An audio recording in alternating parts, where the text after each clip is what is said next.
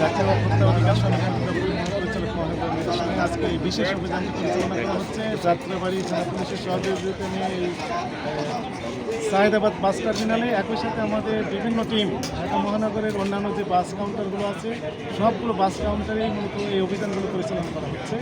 আমাদের কাছে সকাল থেকে বিভিন্ন অভিযোগ আসছে ওভার টেলিফোন এবং মোবাইল ফোনে যে ইলেকশনকে কেন্দ্র করে যে সকল ভোটাররা তার গ্রামের বাড়িতে যাচ্ছেন ভোট দেওয়ার জন্য তাদের কাছ থেকে অনেকটা জিম্মি করে বেশি টাকা আদায় করা বিআরটিএ কর্তৃক নির্ধারিত যে ভাড়া তার চেয়ে বেশি আদায় করা হচ্ছে। এরই প্রেক্ষিতে মূলত আজকের এই অভিযানটি এবং এখানে এসে আমরা যেটা দেখলাম যে আসলেই কিছু কিছু কাউন্টার বিআরটিএ কর্তৃক নির্ধারিত যে ভাড়া তার চেয়ে অনেক বেশি টাকা আদায় করা এরকম দুইটি প্রতিষ্ঠানকে আইনের আওতায় নিয়ে আসা হয়েছে এবং উপস্থিত যে সকল প্যাসেঞ্জার ছিলেন যাদেরকে বেশি টাকা নেওয়া হয়েছে তাদের টাকা রিফান্ড দেওয়ার ব্যবস্থা করা হয়েছে, অর্থাৎ অতিরিক্ত টাকাটা রিটার্ন দেওয়ার ব্যবস্থা করা হয়েছে এবং একই সাথে জরিমানা করা হয়েছে ওই সংশ্লিষ্ট দুই প্রতিষ্ঠানকে। জনস্বার্থে আমাদের এই অভিযানটি অব্যাহত থাকবে।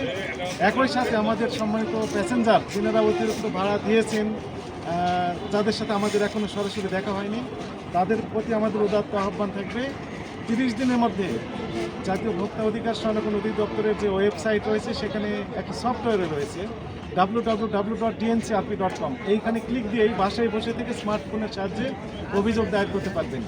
অভিযোগটি অবশ্যই 30 দিনের মধ্যে দায়ের করতে হবে যদি অতিরিক্ত ভাড়া নিয়ে থাকে। আমি আবার বলি বিআরটিএ কর্তৃক নির্ধারিত যে ভাড়া তার চেয়ে বেশি যদি নিয়ে থাকে তাহলে প্রমাণক সহ 30 দিনের মধ্যে অভিযোগ দায়ের করলে অবশ্যই জাতীয় ভোক্তা অধিকার সংরক্ষণ অধিদপ্তর প্রতিকার দেবে। একই সাথে সম্মানিত ব্যবসায়ী মহল যিনারা রয়েছেন যিনারা এই পরিবহন সেক্টরের সাথে জড়িত আছেন তাদের প্রতি আমরা উদাত্ত আহ্বান জানাবো ইলেকশনকে কেন্দ্র করে অথবা ভবিষ্যৎ সামনে যে ঈদগুলো আসছে সেগুলোকে কেন্দ্র করে নির্ধারিত যে ভাড়া আছে এই ভাড়া অতিরিক্ত ভাড়া দয়া করে দাবিও করবেন না, নেওয়া তো দূরের কথা। আইন কানুন মেনেই ব্যবসা কার্যক্রম পরিচালনা করার জন্য আমরা উদাত্ত আহ্বান জানাবো তাদের। Thank you.